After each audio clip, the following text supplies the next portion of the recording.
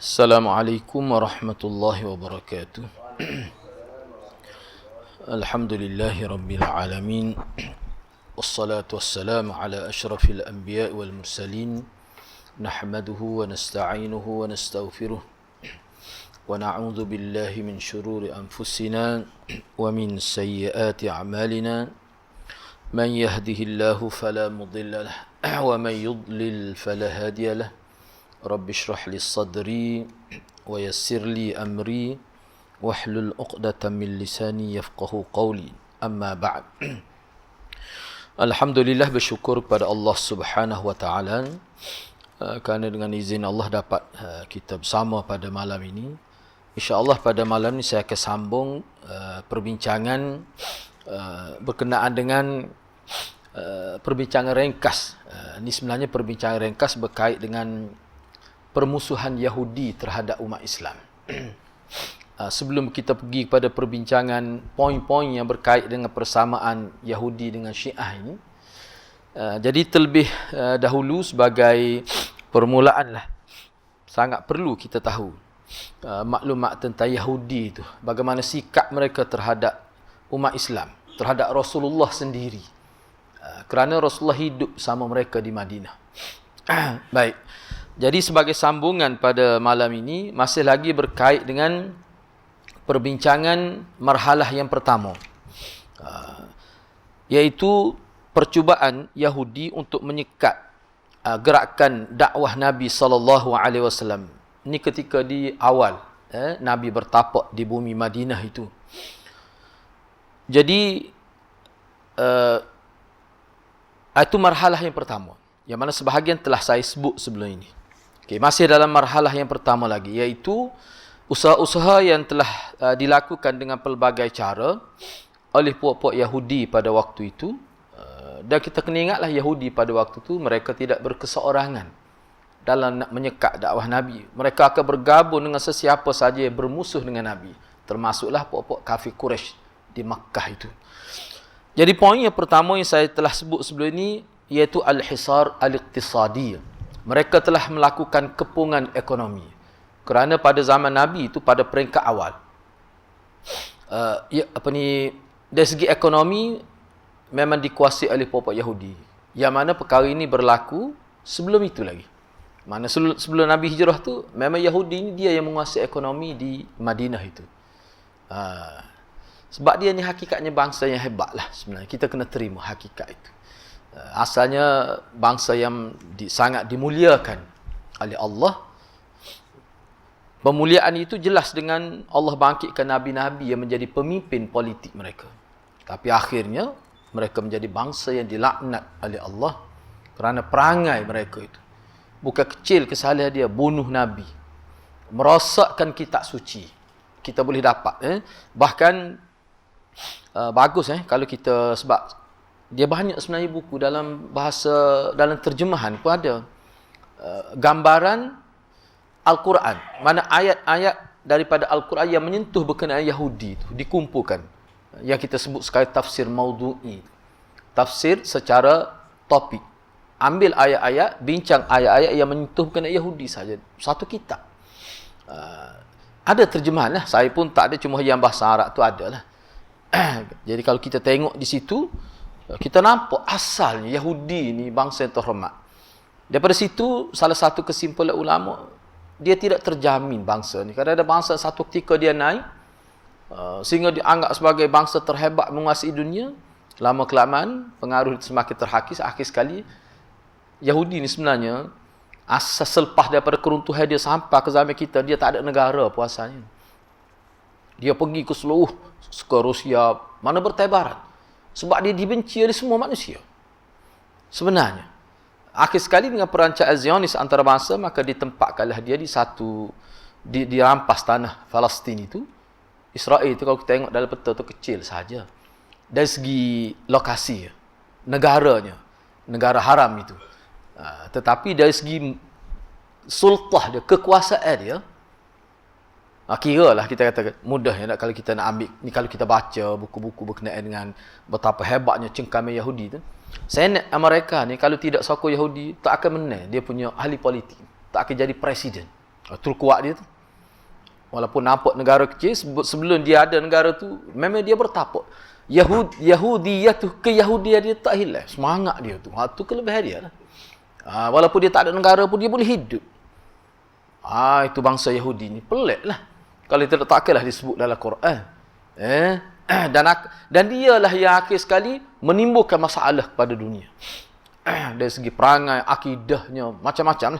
Sebab dalam kitab ni, banyak kita akan dapat maklumat tu. Baik. Jadi kalau poin yang kedua, yang mereka lakukan di bumi Madinah pada peringkat awal di zaman Rasulullah adalah melakukan kepungan ekonomi. Mereka tekan umat Islam. Peniaga-peniaga dan sebagainya. Jual air. Apa ni kita kata, jual air dengan harga yang mahal. Sewa ke tanah dengan harga yang mahal. Jual barang kepada orang Islam dengan harga lain. Jual barang untuk sama-sama dia dengan harga lain. Perkara itu sebenarnya umat Islam tahu. Tapi nak buat macam mana? Kerana mereka ada kuasa pada waktu itu. Baik. Yang kedua, itharatul fitan wal ahqad. Mereka telah menimbulkan fitnah dan perasaan benci-membenci dalam masyarakat. Ini peranan dia. Jauh di hadapan peranan orang Islam, sifat orang Islam. Kalau orang Islam tidak, kita nak transfer kasih sayang dalam masyarakat.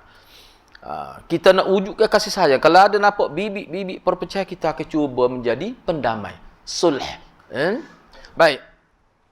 Kalangan Yahudi sengaja untuk merosakkan Islam, meruntuhkan Islam dengan cara menimbulkan hasad dengki, iri hati, perasaan yang tidak senang terhadap kesenangan orang lain. Timbul kebencian. Kebencian mula-mulanya, kalau bahasa lain dia panggil persepsi.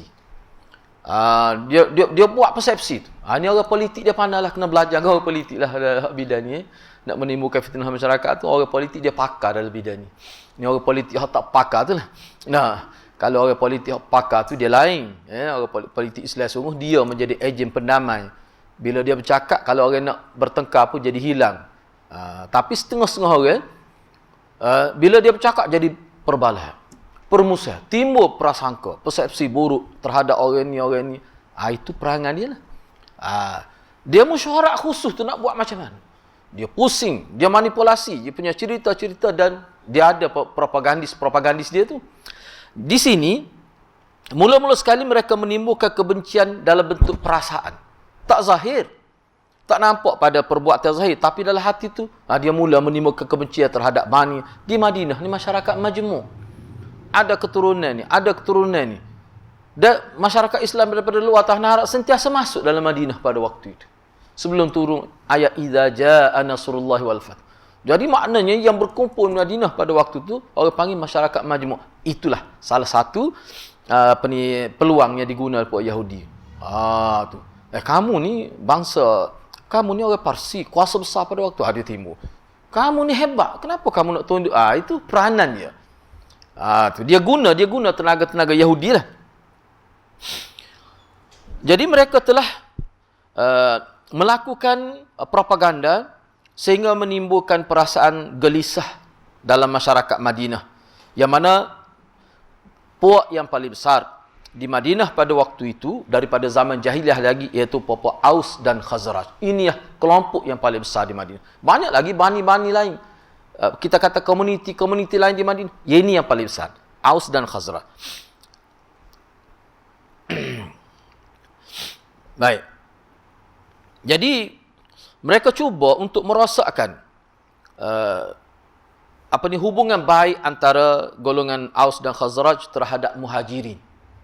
Muhajirin ni orang yang berhijrah daripada Mekah ke Madinah tu. Mereka ni penduduk tempatan di situ. Dia cuba timbul ke permusuhan. Yang mana bila Nabi tiba di Madinah, Nabi cuba kaitkan dari segi hubungan secara din, secara agama tu. Dengan cara ikhak, mempersaudarakan sahabat ni, sahabat Muhajirin dengan sahabat Ansar. Itu salah satu pendekatan yang digunakan oleh Nabi. Di situlah. Dia sebenarnya, selepas ni pun ada.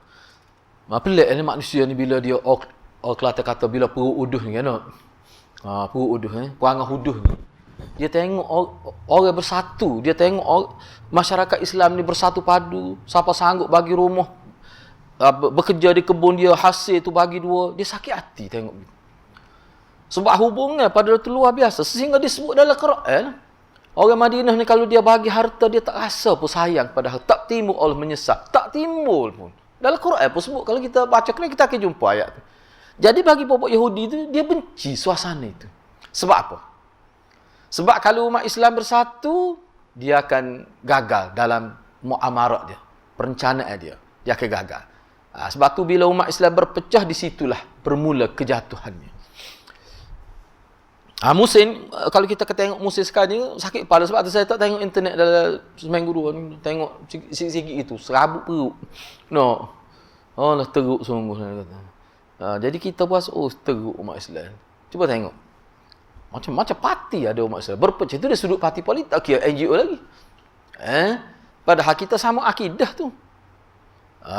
Bermusuh ni apa? Ta'rif bermusuh sebenarnya. Dia kalau dalam syarah Bukhari, syarah Adal Mufrad, bermusuh yang dikatakan berdosa besar itu, iaitu timbul kebencian. Tu makna bermusuh. Dia tidak bermusuh kalau dia panggil kita pergi kunduri, kita tak pergi kerana kita benci pada perangai dia. Tapi kita tidak bermusuh. Jadi bermusuh itu pula didefinisikan pula bermusuh itu, ni penting ni, dilarang kita bermusuh. Jadi takrif bermusuh itu adalah timbul kebencian, dan ciri kebencian itu, kalau orang yang kita benci itu boleh nikmat, kita rasa susah hati. Dan kalau dia ditimpa kesusahan, kita rasa senang hati. Lalu makan kita. Kalau ada perang, adalah. Orang lain tak tahu tu. Kita saja tahu. Allah tahu. Kalau ada perasaan itu dalam diri kita hadrat, mana kita berpenyakit parah tu. Sesama Islam tu. Tu. Cuba kita tengok. Biarlah saja kita sebut dah. Sama-sama sunnah kita pun. Sunnah tu kalau ada isu-isu kecil saja pun, kadang-kadang timbul, tidak munasabah lah. Patut orang Islam kita ni, dia banyak cakap tu masalah. Sepatutnya kita tengok sudahlah. Bila masing-masing keluar, itu jadi semakin lebar itu. Dan itulah sebenarnya. Jadi masyarakat begini, kalau begini sikap masyarakat, mudah sangat orang kafir nak merosakkan ukhuwah kita. Tu. Padahal kalau kita perhatikan, sebab saya baca beberapa rujukan, sejauh mana perpaduan umat Islam pada waktu. Sebab kalau kita baca dari riwayat seperti ini, hampir-hampir berlaku peperangan selepas peperangan besar di Madinah. Antara Aus dan Khazraj. Hampir-hampir. Para Nabi ada lagi tu. Nabi tak wafat lagi. Maknanya dia ada kepakaran Yahudi dalam bab ni. Baik. Lepas ni kita akan sebut nama di sini. Pada ada sebut kan. Saya tak sempat nak buat ringkasan. Walaupun niat asalnya nak buat. Tengoklah. Baik kot ni. Baik. Jadi, okey. Gitu. Jadi ada segala, jadi gerakan mereka ni berjaya ke tidak? Disebut, dicatatkan berdasar pada riwayat ni saya petik, dia kemukakan Jawad Ali Tarikhul Arab qabla Islam, sejarah Arab sebelum Islam. Jadi rupanya gerakan Yahudi itu untuk memporak-perandakan kesatuan umat Islam di Madinah tu rupanya ada kejayaannya. Mana bukan kata tidak ada, umat Islam itu terpengaruh dengan propaganda mereka. Memang ada. Siapa mereka ni? Puak-puak ni dipanggil hudatha'u ahdin bi kufrin. Puak-puak yang baru memeluk Islam. Yang baru meninggalkan era jahiliah, masuk pada era Islam. Maknanya belum mantap lagi keyakinan akidah, pemahaman tasawur agama, ukhuwah pun belum mantap. Orang-orang lagu ni jadi mangsa pada puak-puak Yahudi. Jadi lebih-lebih lagi, kita kena tahulah orang yang Madinah ni yang memeluk agama Islam, yang baru-baru memeluk Islam, sebelum itu, apa hubungan mereka dengan Yahudi? Jadi orang-orang yang baru memeluk Islam, sebelum mereka memeluk Islam tu, mereka banyak terhutang budi dengan Yahudi, dari segi pinjaman, wak loan, sebab dia ada bank dia. Nak berniaga, minta pinjaman, tapi sistem riba lah. Kih-kih beginilah bila mereka masuk Islam, dia akan naik dia punya peratus riba itu. Kalau dulu 1%, contoh saja, 5%, dia naik sampai 10%. Bila memeluk Islam. Jadi bunga tu semakin besar. Itu bentuk hisar iqtisadi, tekanan ekonomi. Jadi mereka ini tak ada pengalaman dalam hidup dengan Yahudi. Tak ada pengalaman ni. Sehingga mereka tak tahu apa kesan mereka menerima, mereka terpengaruh dengan propaganda Yahudi itu. Keburukan yang mereka akan hadapi di kemudian hari, mereka tak nampak. Tu.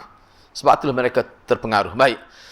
Di sini tuan kita ni Abdullah Al-Jumaili, dia kemuka ke satu riwayat. untuk kita faham fenomena ini.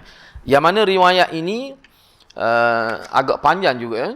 Terdapat dalam sirah Ibn Hisham. Saya tidak nak baca teks dia, saya nak terjemah saja. Baik. Ibn Hisham meriwayatkan dalam kitab sirah dia lah. Dia kata salah seorang tokoh Yahudi ni tokoh hok kaya. Saya cuba tengok dia punya riwayat pribadi dia lah.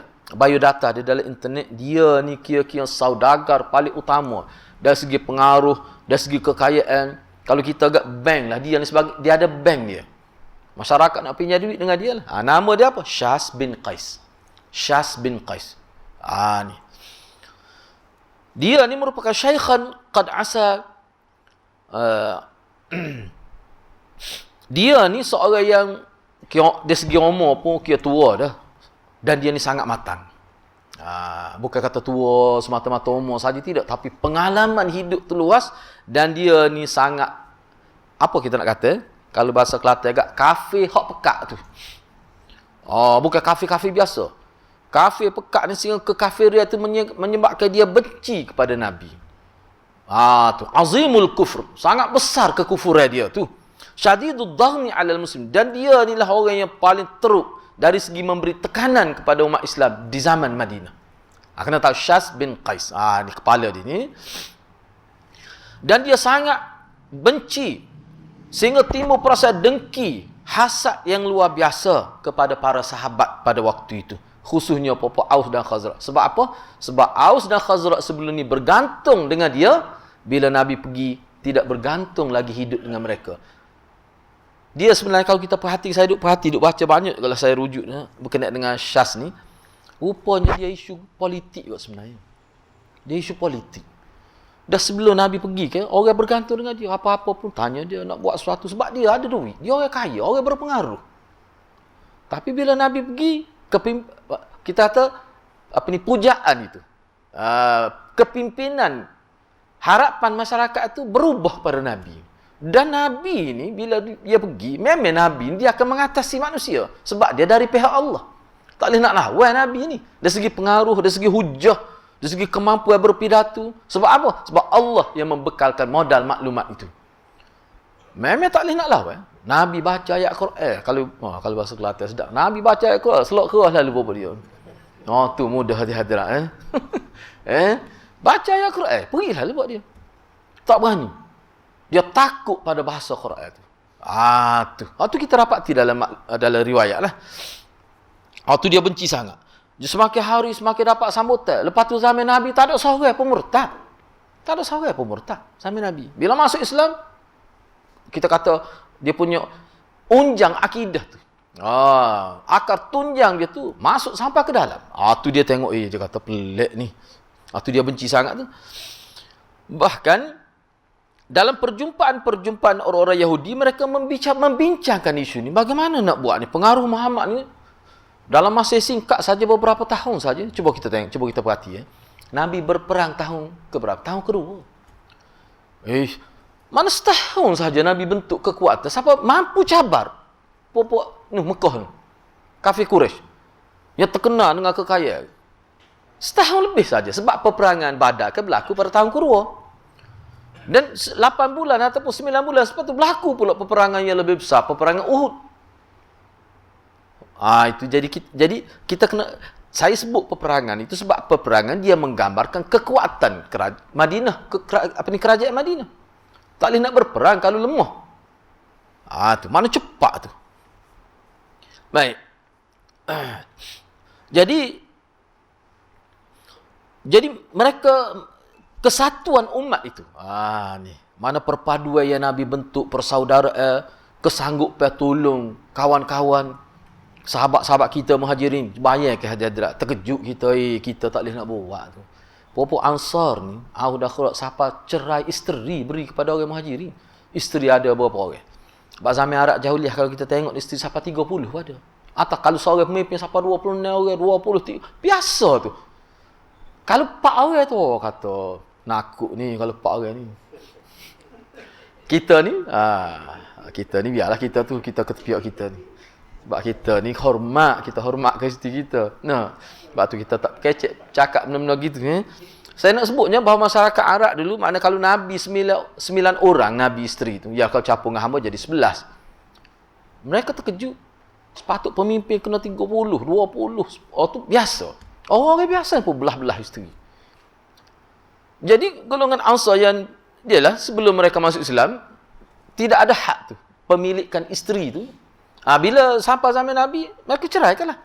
Setengah tu yang 4 orang tu cerai lagi. Bagi kepada Ansar.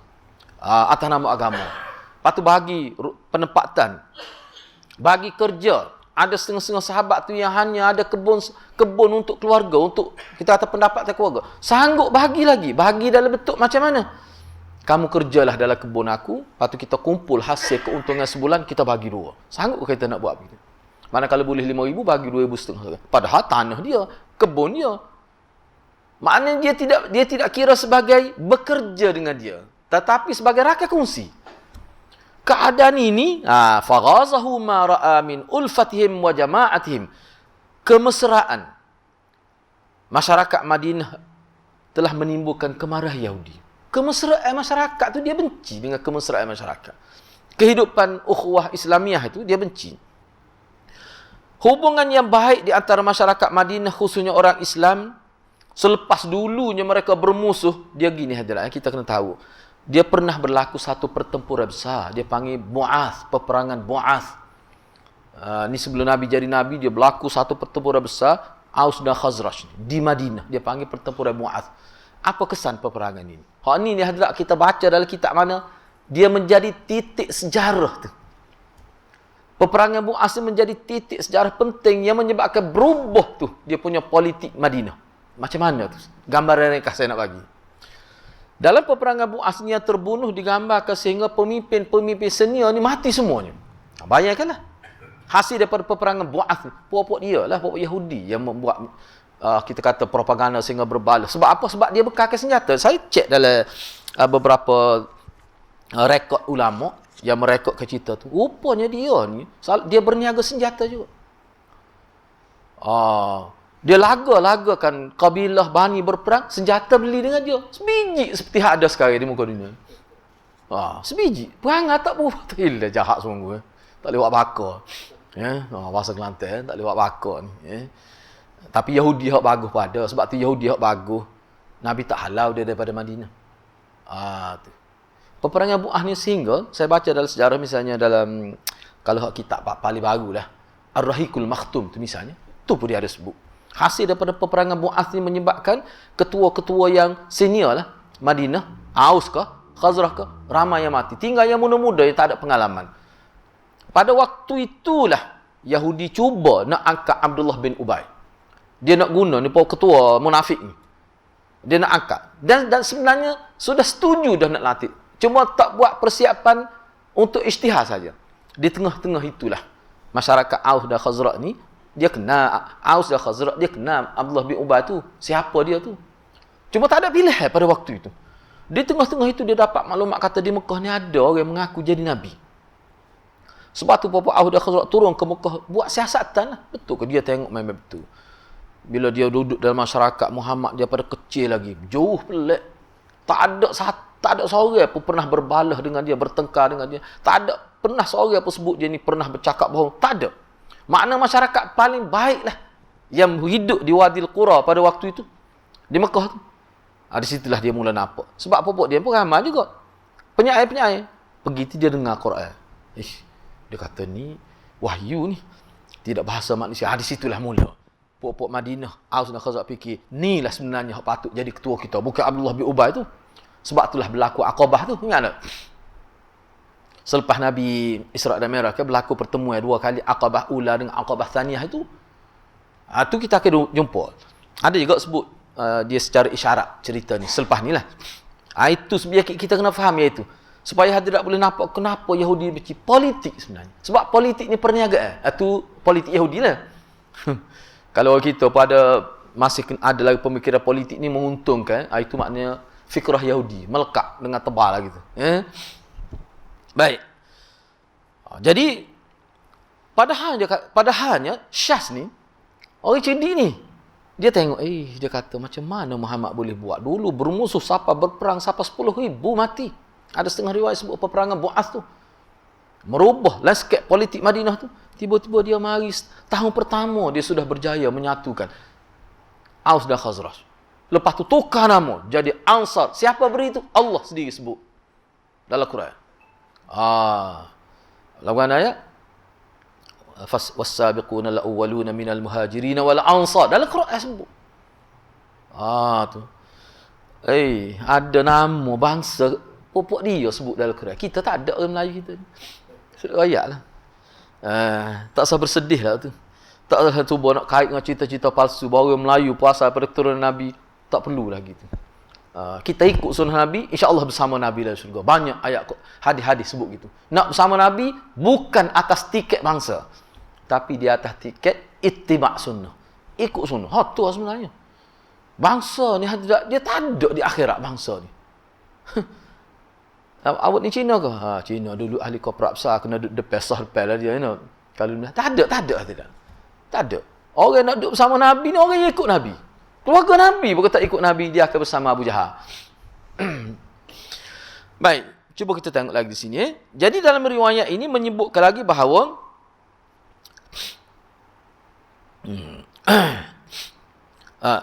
ni salah satu bani dari kalangan komuniti daripada kalangan Yahudi lah. Tetap okey. Saya baca sini telah berhimpun. Ni mengikut riwayat dalam Sirah Ibn Hisham, dia kata telah berhimpun kalangan pimpinan Bani Qilah di Madinah. Bani Qilah telah berkumpul. Siapa dia Bani Qilah ni? Bani Qilah ni dia ni salah satu komuniti, salah satu kita kata pecahan daripada kabilah Az, daripada Kahlan, daripada Qahtaniyah. Mana puak-puak Arab yang ternama ni. Daripada mereka ini sebenarnya keluar Aus dan Khazraj. Kalau kita baca, dia adik-beradik tu sebenarnya. Asal dianya. Kalau kita baca sejarah Arab, sebab tu kena tahu juga. Penting, sebab tu ulama kita letak. Tahu sejarah orang Arab ni termasuk salah satu faktor utama. Kita boleh faham sejarah hidup Nabi. Kita akan faham dia punya Quran. Kita akan faham hadis. Salah satu. Kena tahu. Sebab wahyu turun di lokasi itu. Di tempat itu. Dan Nabi ni ada keturunan dia. Nabi ni ada keturunan. Sahabat-sahabat ada keturunan dia. Baik. Jadi ketika Bani Qilah, yang ni asal kepada Aus dan Khazraj. Saya sebut gitu mudah.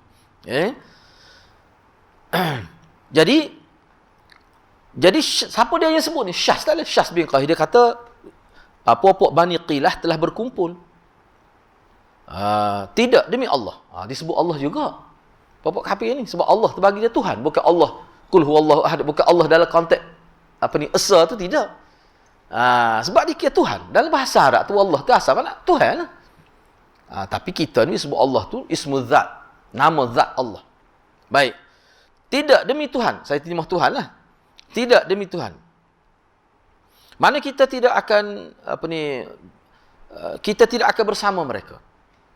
Mana dia mengambil sikap berkecuali. Awal-awal lagi kita berlepas diri daripada mereka. Jadi bila berkumpul, kita tak akan terlibat. Tapi dia hantar seorang pemuda dari kalangan Yahudi supaya berada dalam perjumpaan itu. Dalam perkumpulan Bani Qilah ni Bani yang kira-kiranya hak asal. Daripada itulah pecahan Aus dan Khazraj. Bila dia berkumpul di Madinah, kita nak tahu apa keputusan, apa poin-poin yang mereka bincang, dia hantar. Syahs ini bin Qais dihantar seorang pemuda dari kalangan Yahudi supaya ada dalam majlis tu. Special brand dia lah, kita atas mata-mata dia. Baik. Dia kata apa? Ni bos buat Arhaq. Syahs bin Qais. Dia kata, engkau duduk bersama mereka, kamu kena bina peribadi, atau panggil bina karakter, supaya kamu dilihat sebagai orang Islam yang baik. Duduk bersama mereka. Kemudian kamu sebutlah cerita Mu'az bagaimana. Dia nak bangkitkan semangat peperangan. Kita kalau boleh-boleh lah, kita tak mahu dah. Kalau kita ada konteks, tak mahu dah sebut tentang 13 Mei tu. Misalnya tak. Tapi kadang-kadang manusia bila nak nimbulkan kebencian kaum, dia akan semarak, sebut cerita tu begini-gini. Dan dia manipulasi pula. Dia guna nak timbul kebencian. Maknanya kita kata perangai dulu Yahudi tu memang ada, mana-mana pun ada. Sebab tu ulama kata, Syah Waliullah kata, perangai buruk bangsa yang terkutuk, yang disebut dalam Quran. Perangai itu tak hilang. Selagi manusia ada, adalah perangai itu. Sebab tu kita belajar ni ada, tentang Yahudi kita belajar satu, kita nak tahu tentang perangai manusia. Dan kita kena berhati-hatilah. Orang yang ada perangai begini, kalau ada dia, orang jadi susah hati selalu. Kalau ada dia, jadi balah lah. Kalau ada dia, jadi tak tertarik. Bermasalah ni orang ni. Orang ni bermasalah. Kena berhati-hati. Siapa tak tahu lah, tengok sendiri lah. Yalah, kalau adik-beradik kita pun ada di susah habis satu keluarga.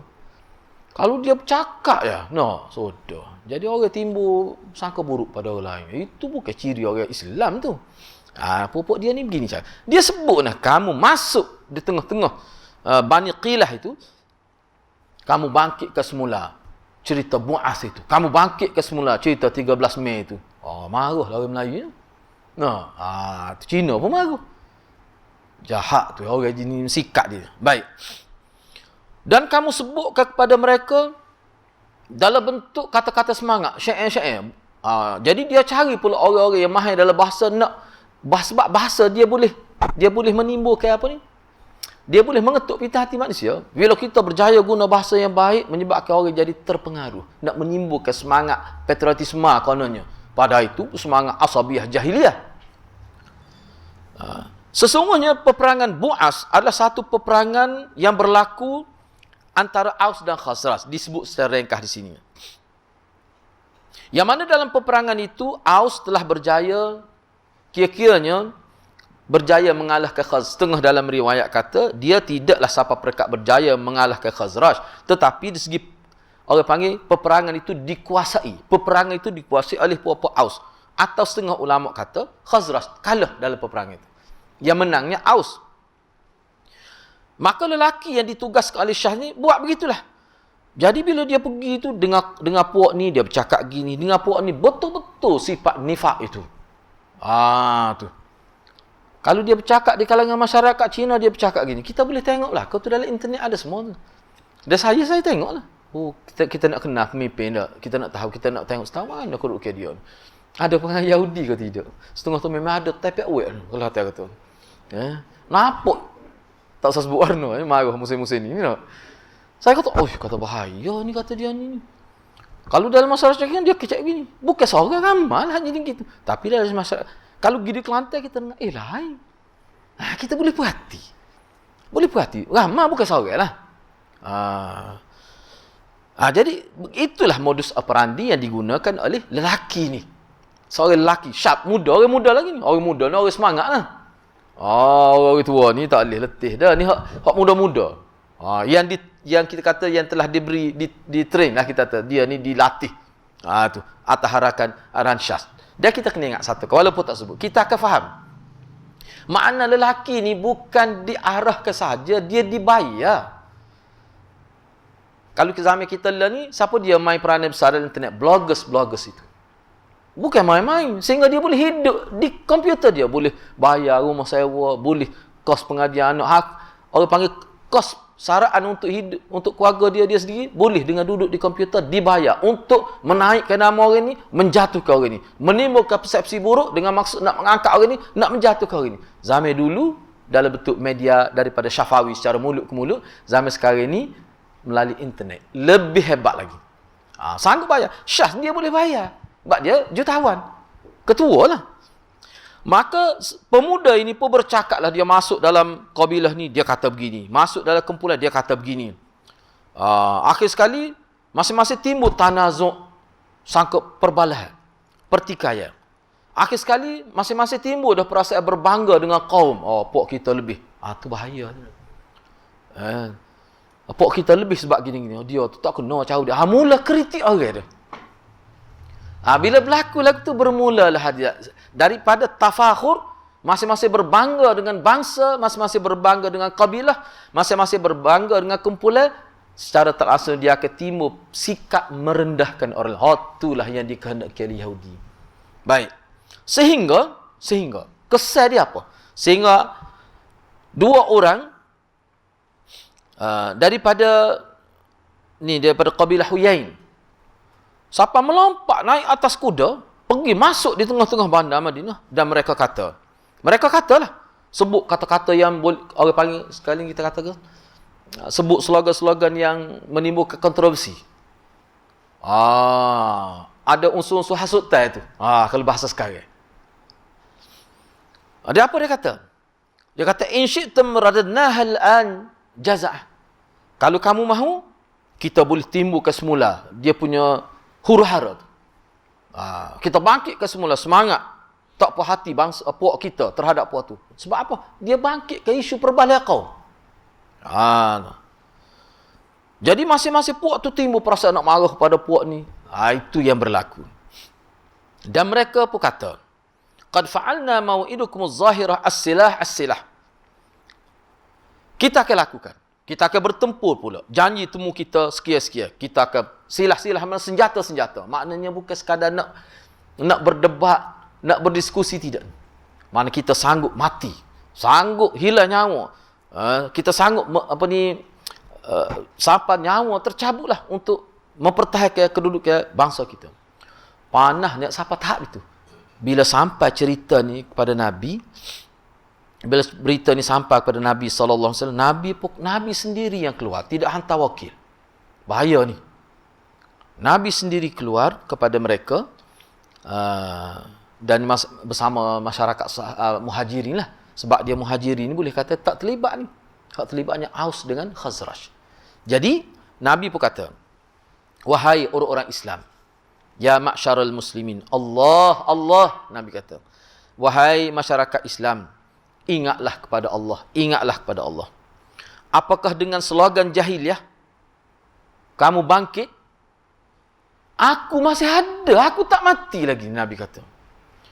Wa ana baina azhurikum, aku masih ada di kalangan kamu. Tiba-tiba kamu sudah terpengaruh dengan slogan-slogan jahiliah itu. Selepas mana dulunya kamu bermusuh, tiba-tiba Allah berikan hidayah sehingga kamu semua memeluk Islam. Dan Allah memuliakan kamu dengan Islam. Dan Allah telah putuskan hubungan kamu dengan cara hidup jahiliah. Cara hidup jahiliah itu yang memperandakan kamu. Kamu ingat ada peperangan Bu'as dulu? Nabi guna istilah jahiliah. Dia pun sebenarnya tak terfikir. Saya baca juga, tengok dari syarah. Dia tak terfikir Nabi nak guna hak tu perangai jahiliah. Nabi tak kata Yahudi. Sebab jahiliah lebih besar.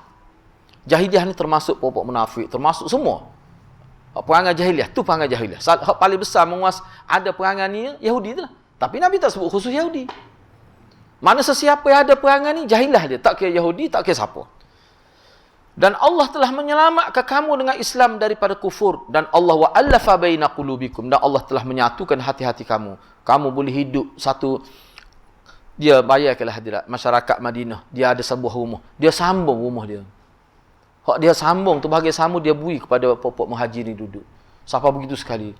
Kalau tanah kosong ada dia beri masing-masing. Bawa kayu, bawa kita kata bahan-bahan untuk bina rumah. Sudah sampai tahap itu. Tiba-tiba nak berperang pula. Tu. Bila Nabi sebut begitu dengan bahasa yang cukup menarik bahasa Nabi ni. Maka sedarlah masyarakat Madinah, sedarlah bahawa mereka sudah diganggu oleh nuz'ah minasyaitan. Maknanya bisikan syaitan sudah masuk dalam hati mereka. Dan tipu daya musuh sudah berjaya menguasai mereka. Fabakau, maka semua popok Aus dan Khazraj tu yang sudah panas tu, politik masa sudah panas tu, mereka semuanya menangis dan masing-masing Aus dan Khazraj memeluk antara satu sama lain. Ni. Wa anak ni peluk ni siapa pegang kemah lah. Mana letak hati ke hati. Kita kata ni letak hati di hati kita, bukan letak gitu dah. Letak gitu tu tak sahih riwayat tu.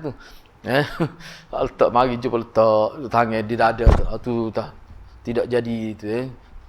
Hadis tu tak silap satu hadis saja ada tu. Tu pun ulama. Sebab tu ulama kita tak guna ni. Kalau hak bersalam ada, hak tu sahih. Hak tu jelas bersalam.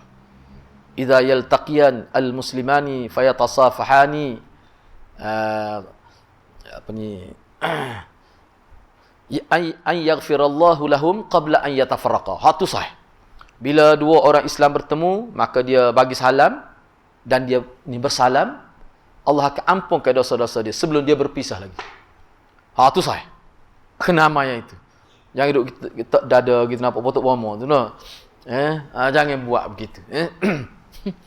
Saya pun pelik kadang-kadang pupuk itu ni dia suka hadis-hadis yang tak jelas tu. Hadis yang tak kuat. Dia tengok hadis tak ni dia titik air mulut tu. Kita pun pelik juga, kita pun pelik. Pelik ni sebab apa? Sebab dalam maklumat kita duk baca kitab-kitab tu, memang ulama-ulama dah sebut puak ni dia suka ambil yang dhaif-dhaif. Padahal yang sahih tu banyak. Yang sahih tu banyak. Tu pelik tu. Sebab tu kena berhati-hati tu. Baik, jadi puak-puak Aus dan Khazraj pun saling memeluk antara satu sama lain. Kemudian mereka pun bersurai. Maka tak jadilah pertumpahan darah itu. Dalam keadaan mereka dengar arahan Nabi, patuh pada arahan Nabi, maka Allah Subhanahu Wa Taala menurunkan ayat tentang kepala Yahudi yang bernama Syas bin Qais. Kerana dialah hampir-hampir berlaku semula Mu'az yang 0.2 tu. Mu'az 0.2 tu. Nah, hampir-hampir dia lah. Maka Allah turun ke ayat Quran berkait dengan dia. Jadi bila turun, sebab tu saya kata kena ingat, kita kena faham ya. Kita kena faham, bila turun ayat Quran berkenaan dia, ayat ni terus sampai kepada dia. Bagaimana cara, kaedah yang Nabi guna, setiap turun wahyu, akan sampai kepada seluruh manusia, sama ada kafir atau Muslim. Sebab Nabi ada petugas khusus. Antara Sayyidina Ali, bila turun ayat Quran, Nabi dia ada sahabat akan ditulis di papan kenyataan di Masjid Madinah, panggil Ustuanah, dipanggil dalam riwayat disebut Ustuanah. Jadi sahabat-sahabat ni pergi musafir, bila balik, tempat yang mereka tuju mula-mulanya adalah papan kenyataan di Masjid Madinah. Mereka kenapa? Ada wahyu yang baru turun. Yang latest lah kita kira, yang terbaru, yang terkini. Dia panggil Ustuanah, ditulis di situ. Jadi sahabat-sahabat Nabi ditugas oleh Nabi untuk sampai kepada masyarakat kalau wahyu turun. Termasuklah orang kafir. Antara Sayyidina Ali. Banyak bila turun ayat ni, mereka keterasalah. Muhammad ni betul sungguh. Terus turun kenyataan daripada Tuhan dia. Maknanya hati kecil dia percaya dah Nabi sebagai Nabi tu. Dengan Quran. Cuba tengok. Ni turun berkenaan dengan Syas ni kalau mengikut ulama ni. Kalau kita tengok dari kitab tafsir ni. Surah Al-Imran ni. Ayat 98 hingga 98-99. Dia kod ayat tu. Qul ya ahlal kitab. Lima takfuruna bi ayatillah. Wallahu syahidun ala ma ta'malun. Qul ya ahlal kitab lima tasudduna an sabilillah man amana tabghunha iwaja wa antum syuhada wa mallahu bighafilin amma ta'malun. Betul-betul turun pada Yahudi ni. Katakanlah wahai Muhammad, wahai ahlul kitab. Ahlul kitab.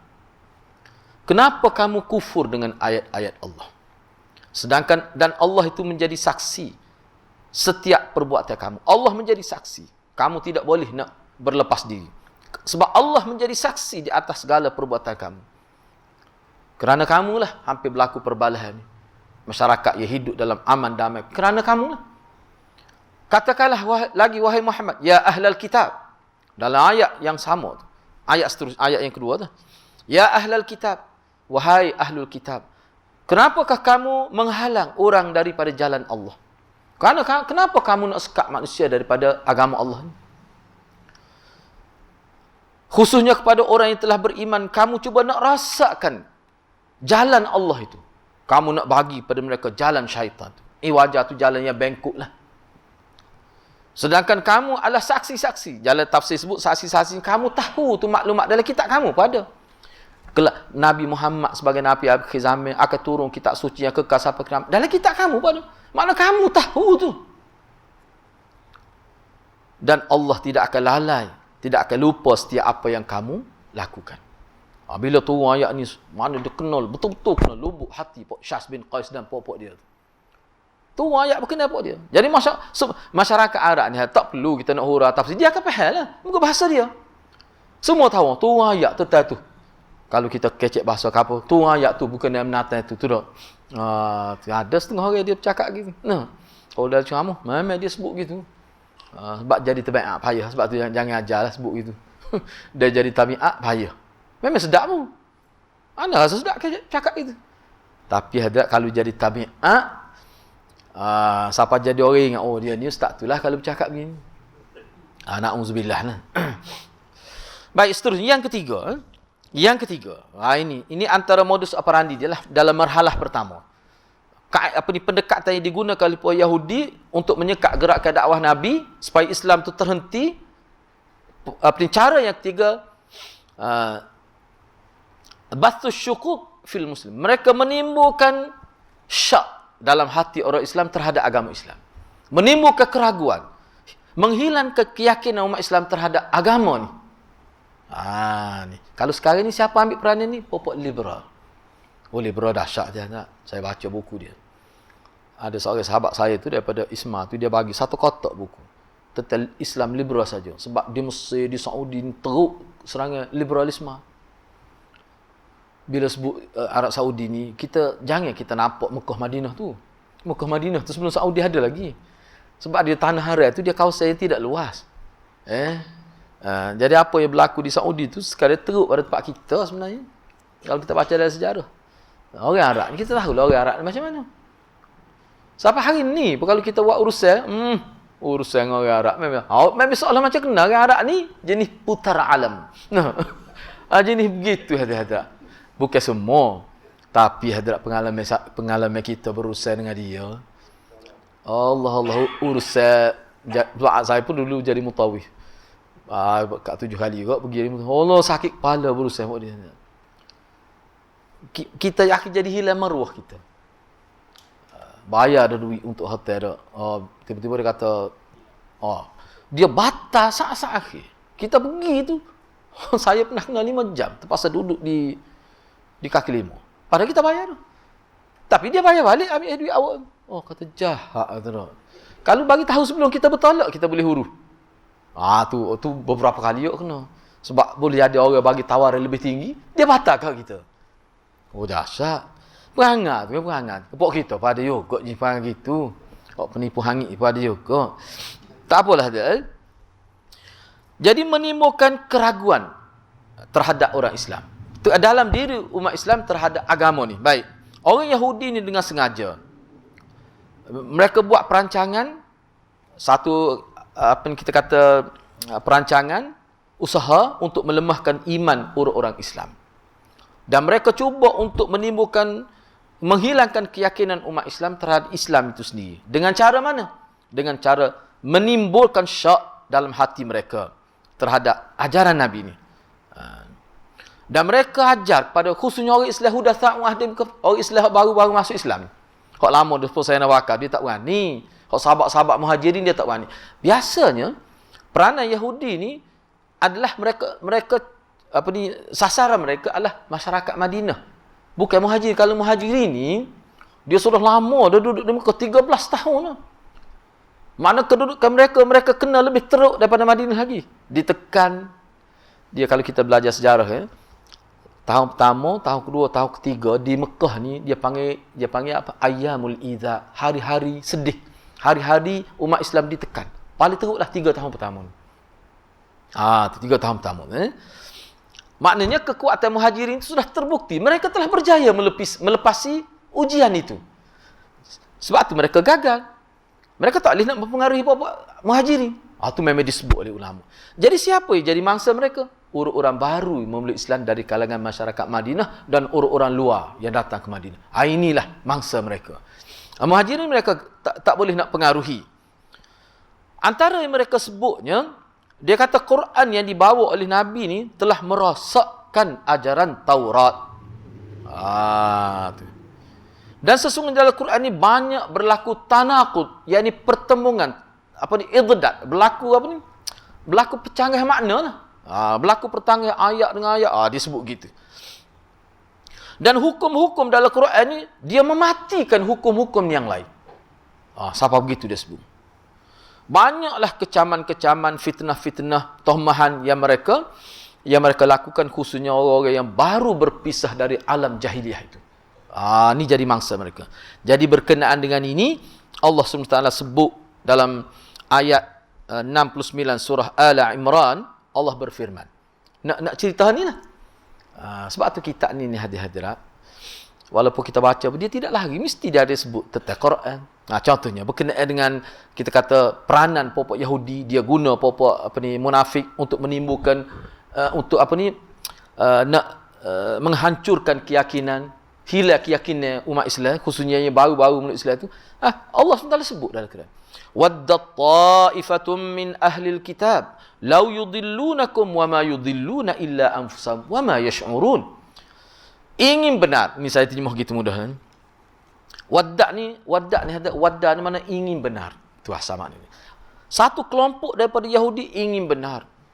Sangat berkehendak mereka untuk menyesatkan kamu. Bolehkah mereka nak menyesat? Kalaulah boleh mereka menyesat kamu, mereka tidak boleh menyesatkan kamu. Kalau boleh. Tapi Allah katalah, wa ma yudhillun. Mereka tidak boleh menyesatkan. Kecuali diri mereka sendiri sesat. Dan mereka tak sedar. Ini saya nak sebut sedikit tentang ayat ni lah. Sedikit tafsir ayat ni.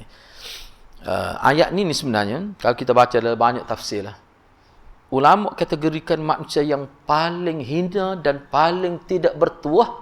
Dia fikir dia berjaya menyesatkan orang, padahal dia menyesatkan diri dia. Inilah tahap manusia yang paling hina di muka dunia. Dia ingat dia berjaya menyesatkan orang. Padahal perbuatan dia tu seolah macam dia menyesatkan diri dia dan dia sendiri berusaha nak memasuk ke dalam neraka. Ada lagi manusia paling bodoh daripada tak ada. Ni paling bodoh, paling menyesat, paling apa dia kata. Ini paling teruk lah. Kalau nak kata hina, nak kata bodoh, ni tahap paling tinggi. Tu cuba bahasa Quran tu. Enggak orang tak perlu kita hurai bila dia baca, dia tahu dah. Dia boleh faham. Pertama-tama ahli-ahli syair, penyair-penyair hebat apa? Wadda ta'ifatum min ahlil kitab. Siapa lagi ahli kitab? Puak munafik ke? Dah, ahli kitab tidak munafik. Hak asalnya, puak dia tu lah. Jadi puak Yahudi akan terasa lah. Dia ingin benar untuk menyesatkan. Lau yudhilun, kalaulah dia boleh menyesatkan. Wa ma yudhilun, dia tidak boleh. Kecuali diri dia sendiri. Tapi dia tak sedap kau itu. Berat dia manusia dia berada dalam keadaan sesat, dia tak sedar dia sesat. Orang ni tak mungkin dia akan bertaubat. Sebab bertaubat ni dia bermula dengan penyesalan itu. Nak menyesal ni kena sedar dulu, timbul kesedaran dulu. Bahawa dia buat ni salah, baru timbul penyesalan. Yang itu pun tak timbul. Nak timbul macam mana? Sebab dia tak tahu dia sesat. Bahkan dia yakin dia dalam keadaan yang terbaik. Baik. Antara program-program ataupun perencanaan, apa dia kita kata kalau bahasa kita sekarang ni, modus operandi lah, yang cuba digunakan oleh Yahudi adalah dalam bentuk tashkikal muslimin fi dinihim, iaitu menimbulkan keraguan orang Islam terhadap agama mereka sendiri. Inilah yang disebutkan oleh Ibn Hisham. Kata Ibn Hisham dalam sirah dia, kitab sirah dia, dia kata Sikin dan Adi bin Zaid berkata, ni, ya Muhammad, ma na'lamu anna Allah anzala, ni pokok Yahudi ni. Sikin ni asal pisah lah. Sikin ya. Tak mahu mana nama dia gitu. Dan Adi bin Zaid dia kata, ni pokok Yahudi, antara tokoh Yahudi. Dia kata, ya Muhammad, ma na'lamu anna Allah anzala ala basharin min syai'in ba'da Musa, fa anzalallahu ta'ala min qawlihima. Dia kata, wahai Muhammad, kita tidak tahu, kita tidak ada maklumat. Kita ni orang Yahudi. Yang mana kitab-kitab dulu kita ma'ruf kitab-kitab dahulu. Kita tak tahu, kita maklum, kita faham. Jadi kita tak tahu. Tak ada sumber. Bahawa Allah telah menurunkan ke atas manusia selain daripada Musa, selain daripada Isa, wahyu. Kami tak tahu. Kata-kata dia ni apa maksud? Kata-kata dia ni seolah-olah dia nak sebutnya bahawa dia langsung dia tak percaya Nabi Muhammad terima wahyu. Sebab dia kata tak ada manusia yang terima wahyu seperti Musa. Dia nak menafikan Nabi lah. Dia kata begitu. Mana direct dia sebut atas muka Nabi. Fa anzalallahu ta'ala min qawlihima, maka Allah menurunkan ayat ini. Rentetan daripada kata-kata Sikin dan Adi bin Zaid tadi. Hak dia kata pada Nabi. Apa dia? Inna awhayna ilaika kama awhayna ila Nuh wan nabiyyina min ba'dih. Wa awhayna ila Ibrahim wa Ismail wa Ishaq wa Ya'qub wal asbat wa Isa wa Ayyub wa Yunus wa Harun wa Sulaiman wa atayna Dawud zabura. Sesungguhnya kami telah wahyukan kepada engkau wahai Muhammad. Jelas sebut. Sesungguhnya kami telah wahyukan kepada engkau. Dia nak kata macam mana? Kalau dia kata, dia tak percaya. Cuma buat Quran. Cuba kamu buat bahasa seperti Quran. Dia lagu tu cara dulu. Bila Nabi baca wahyu kepada dia baca Quran, bila ada puak-puak Arab itu dia menafikan kebenaran wahyu, Nabi akan cabar selalu. Okay, kalau kamu tak percaya pada Quran ni, cuba kamu buat seperti Quran. Dari segi bahasa. Itu maksud Quran sebagai modal tu. Bila tak boleh buat, makna kamu kena percayalah ini bukan daripada Muhammad. Sebab apa dia kata Muhammad ni dia bertapa. Dia pergi ke gua, lepas tu adalah mungkin qari mana masuk dalam kepala dia sehingga dia boleh bercakap. Mana Muhammad ni tak pernah pun bersyair. Nabi kita ni tak pernah bersyair sampai mati. Dalam Quran, dalam hadis sebut tak pernah. Dia tak pernah pun belajar. Panjanglah kalau saya nak cerita berkenaan hadis berkenaan rahib. Rahib semasa umur Nabi 25 tahun ke, jumpa rahib tu dalam perjalanan nak pergi berniaga dengan apa? Dengan pak saudara dia. Tak, tu. Jadi ulama pertikaikan riwayat tu. Atas rasa beberapa perkara lah. Tu panjang cerita dia. Mana kalau kita tak terima hadis tu, maka tidak ada satu pun Nabi pernah bertemu dengan pendeta Yahudi dalam konteks nak terima maklumat. Maknanya tak ada. Yalah kalau kilah di kalangan. Tak apa, cuma saya nak sebut di sini ya. Bila Allah dengan bahasa inna auhayna ni bahasa tegah lah. Sesungguhnya kami telah wahyukan ilaika kepada engkau. Kau sini semua ahli tafsir kata tak ada khilaf Nabi Muhammad sallallahu alaihi wasallam. Kama seperti mana auhayna telah wahyukan oleh kami ila Nuh kepada Nabi Nuh. Yang dikatakan Abul Bashar itu, bapa manusia. Kepada Nuh dan nabi-nabi selepas Nuh. Dan kami telah wahyukan juga kepada Ibrahim, Ismail, Ishak, ni keturunan dia ni. Yaqub dan anak-anak cucu Yaqub. Dan Isa, Ayub, Yunus, Harun, Sulaiman, dan kami berikan juga kepada Daud kitab Zabur. Jadi bila Allah sebut gini, maka kata-kata Sikin dengan Adi bin Zaid tadi, kira-kiranya masyarakat tertolaklah. Sebab itu kata-kata dia, ini wahyu. Kenapa? Kena kita kena faham kali ini. Kenapa masyarakat takut, khususnya di Madinah, dia takut bila baca Quran, walaupun dia tu kafir, Yahudi, dia takut nak kata Quran itu tak betul. Bohong Muhammad. Sebab apa? Sebab Nabi akan cabar dia. Kalau kamu tidak percaya Quran daripada Allah, apa ni? Fa'tu bi suratin min mithli. Kamu bawa satu surah yang ringkas. Yang paling ringkas. Yang mana bahasa dia menyamai Quran. Tak boleh. Musailimatul Kazzab pernah buat, tak boleh.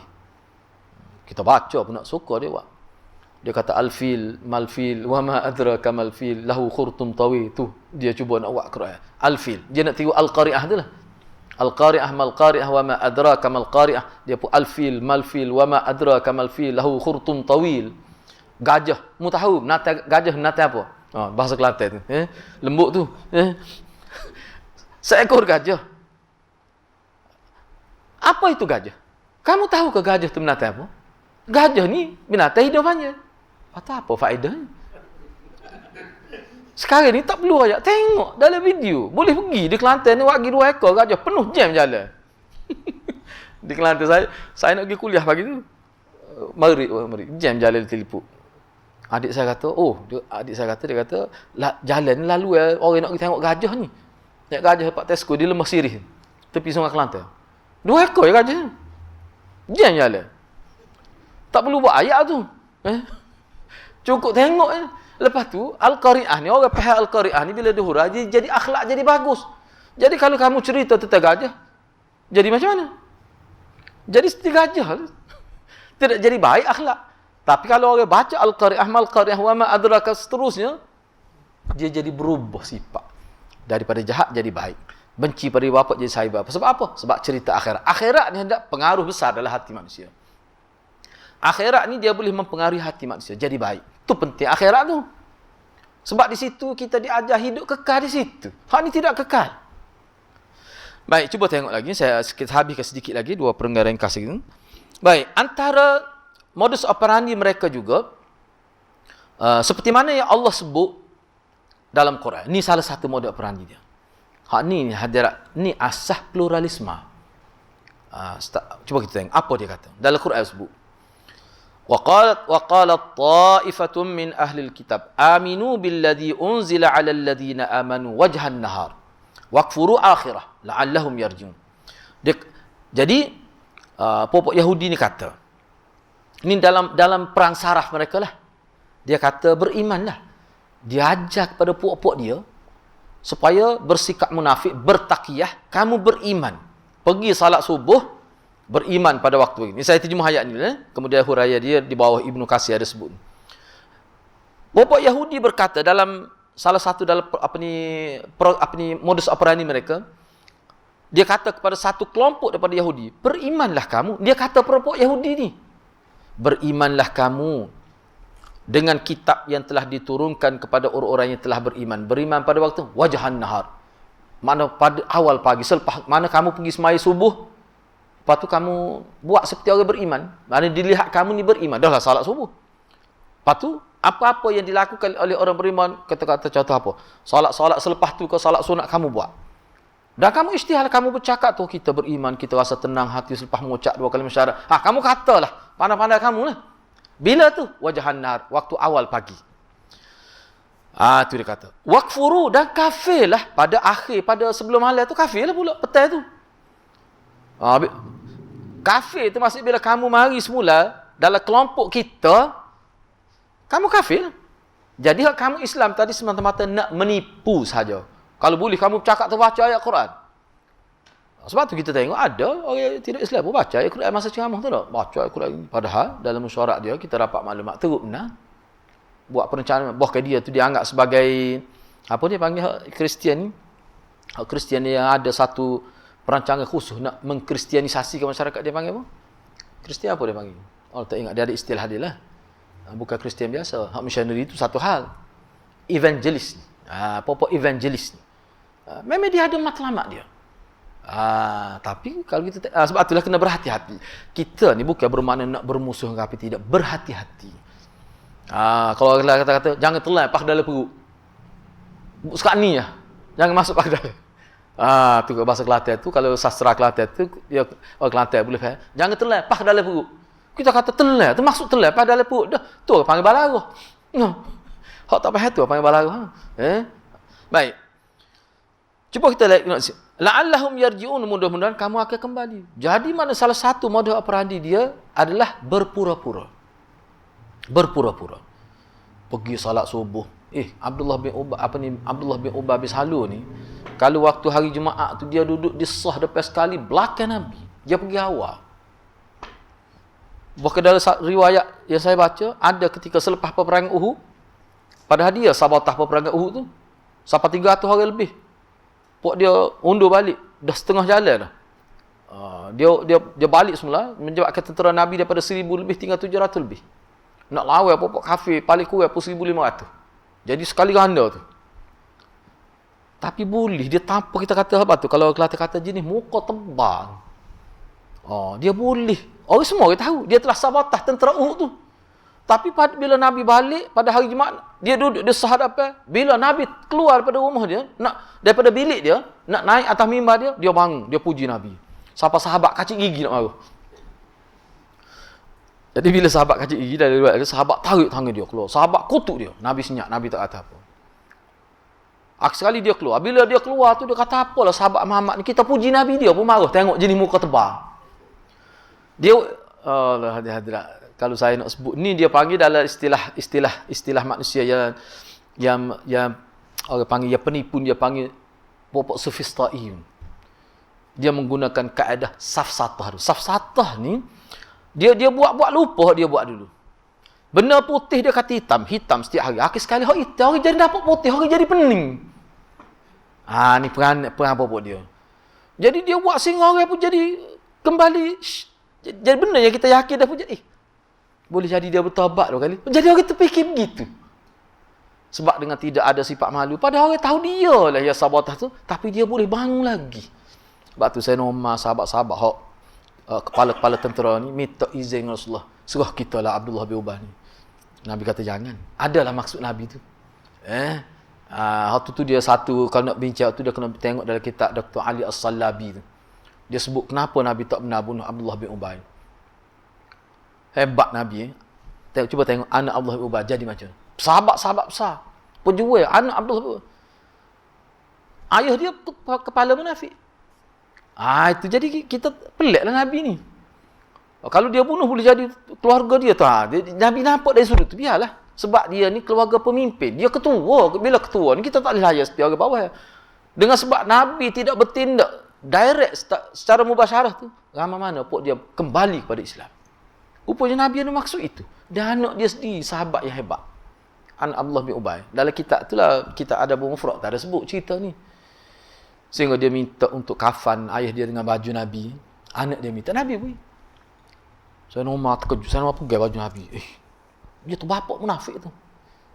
Anak dia tu, anak dia tu sangat bagus. Kita bagi muka lah kepada anak dia. Dia anak dia memang fahasuna Islam. Dia buktikan Islam yang baik. Ada peranan dia. Gitulah. Ringkas ceritanya begitu. Baik, yang terakhirnya, apa kata Ibnu Katsir terhadap ayat ini? Kata Ibnu Katsir, salah satu penipuan ataupun modus operandi pokok Yahudi yang mereka buat melalui perancangan. Araduha, mereka buat ni bukan sekadar terlintas sambil berjalan, tidak. Mereka rancang. Apa dia? Inilah. Mengaku beriman. Hidup dalam masjid Madinah.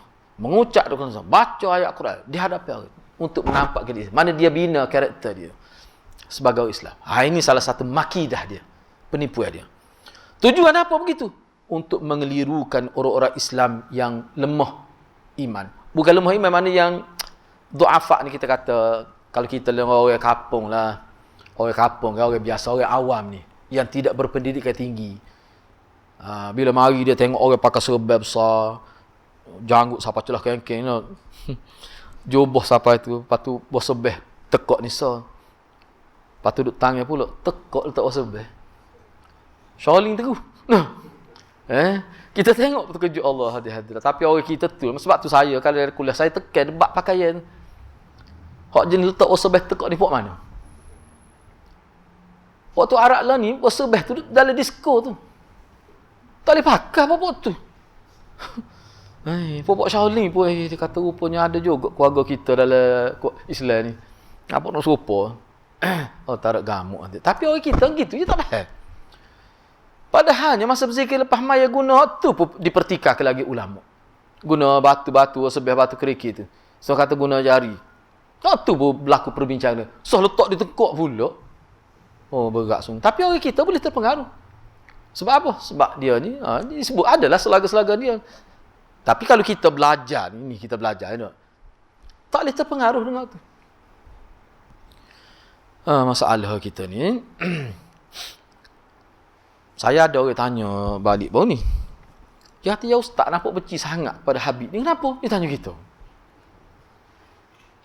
Saya kata, bila saya benci? Saya sebut pada dia, saya ni dalam ni buat ceramah menentang Syiah ni, kita bersekali dengan Habib. Dia sakit sekali, Habib Abdul Rahman. Kata dia ni ada terlibat, keluarga dia ni ada macam Habib Omar tu, kira-kira keluarga dia juga. Dia kata Habib Omar zaman muda tidak disebut pada saya, Habib Abdul Rahman. Dia kahwin dengan Kuala Terengganu. Lepas tu di Malaysia apa ada isteri dia. Bila dia sakit, keluarga dia bawa pergi rawat. Keluarga dia duduk di Singapura sekarang ni. Habib Abdul Rahman. Dia ni penentang Syiah. Ni hadirat kita tengok cara hidup dia tepat seperti sunnah. Dalam tempoh saya berkawan dengan dia, pergi berceramah sekali dia, mesyuarat sekali dia ni Habib. Habib sungguh ni. Habib. Tapi dia tak pernah mengaku pun. Cuma bercakap dia kata anak keturunan Habib. Tapi anak takut nak sebut. Sebab bila sebut Habib, dia tanggungjawab. Dia bukan kemuliaan sebenarnya sekali ni. Tanggungjawab. Kadang-kadang dengan kesilapan kita orang ikut. Sebab orang timur kita ni keluarga Rasulullah. Orang ikut hak salah. Bukan kita saja berdosa. Hak kita buat. Kita berdosa. Kita menanggung dosa orang lain. Sebab tu dia takut. Tu. Saya kata, yang saya marah pada ni sebab mari dia bawa ajaran lain. Tu bawa mari ngaku cicit yang ke-38. Bawa ke dia mari? Bawa selawat. Nama apa selawat? Apa bahasa Jepun selawat dia tu? Hasyushiyah ke dia nama selawat dia? Apa bahasa Jepun bunyi? Saya kata ni, saya tengok lah. Langsung tak ada dalam hadis. Kenapa ya dia bawa tu? Sedangkan selawat Nabi 7 ada dalam hadis. Kenapa tidak bawa tu pada masyarakat? Galak kau orang baca Quran. Kenapa dia bawa lain? Betul-betul nak promosikan ajaran dia. Tu sebenarnya. Kita bukan benci pada dia. Sebab kita tahu orang masuk Islam bukan kerana dia keluarga Rasulullah. Kita jelas ya itu. Cuma masyarakat. Sebab tu kita sebut untuk masyarakat. Masyarakat ni hadirat bila sebut keluarga Rasulullah kak, cium tangan balik kau ni cium. Tak padan kau cium kau ni. Hak ni lagi. Lemah kita tengok hadirat. Buat majangnya ni supaya orang nak menikah. Hadirat kalau sahabat saya buat kajian tentang Habib di Malaysia, dia pergi seminggu buat kajian dahsyat. Bila dia balik, dia kenal juga sekali, buat tabligh sekali. Dia baik dengan Maulana Hadi ni. Ustaz Rusli Husin lah. Ustaz Rusli Husin dia ni penceramah tabur haji kan. Dia cerita pada dia kata, teruk sadin tu. Sebelum dia pergi tu, dia telefon Ana. Lepas balik tu, dia telefon lagi. Dia bagi kain sebelah atas ni. Ana boleh dua. Tak ambil dia tu. Nak tahu gimana, nyambil kencing mana lagi. Cari tak jumpa. Teruk hati-hati, teruk. Seminggu dia duduk situ, Allah. Kebetulan dia pergi tu kena dengan hari Hul Wali Songo. 24 jam tu dia tukar ganti. Okey, supaya dihidupkan. 24 jam tu untuk berzikir di kubur Wali Songo. Pergi semaya ni, kelompok yang ni pergi, kelompok yang ni mari pula. Supaya tidak tinggal tempat itu kosong tanpa zikir. Dahsyat. Hul dia tu, puluh-puluh ribu. Bila dia nak mengambil tempat tu, nampak macam tawah. Dia tidak tawah, tapi dah lama. Enggak kubur kecil je. Tengah tu. Tu dia cerita. Dia kata dia tengok dengan mata kepala dia. Program kemuncaknya, hisap rokok secara berjamaah.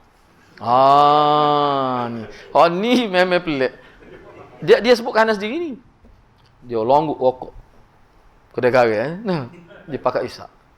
Dan kita pun tahu dalam kitab kita, hisap rokok ni dia ada maksud dia.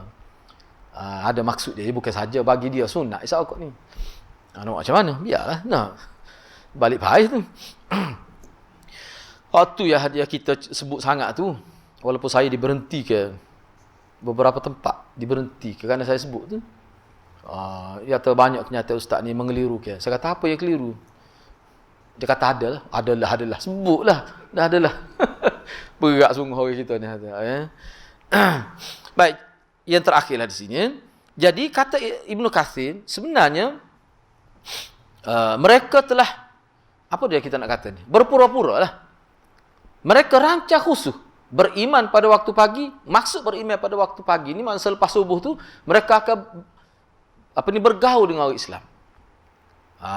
Di samping mereka boleh tipu orang Islam, mereka boleh ambil maklumat tentang orang Islam.